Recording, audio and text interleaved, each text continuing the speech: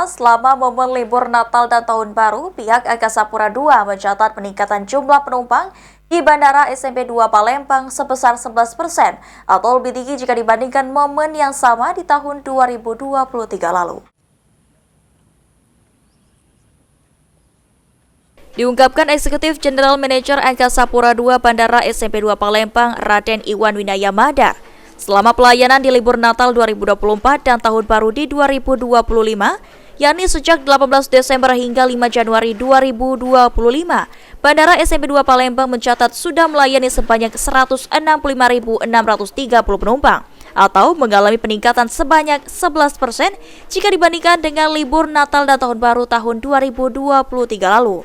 Dengan puncak arus keberangkatan pada tanggal 20 Desember yang mencapai 10.838 penumpang dan puncak arus balik pada tanggal 3 Januari dengan total 9.313 penumpang.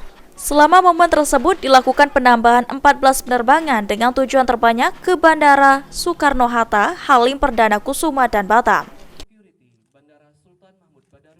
Ternyata berdasarkan data di angkutan Nataru ini dari tanggal 18 sampai dengan 5 Januari 2025 kenaikannya 11%. Jadi ada 165.630 penumpang yang melakukan take off dan landing di Bandara SMP 2 Palembang. Yang kedua, untuk puncak arus mudiknya kemarin terjadi tanggal 20 Desember 2024 dengan sebanyak 10.838 penumpang.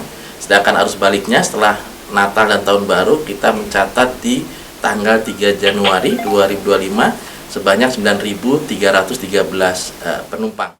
Meningkatnya penumpang di Bandara SMP 2 Palembang dipengaruhi dengan adanya potongan tiket pesawat sebesar 10% pada libur Natal dan Tahun Baru, serta kondisi gelombang air laut yang cukup tinggi membuat masyarakat merubah mode transportasi dari darat ke transportasi udara. Eki Saputra, PAL TV.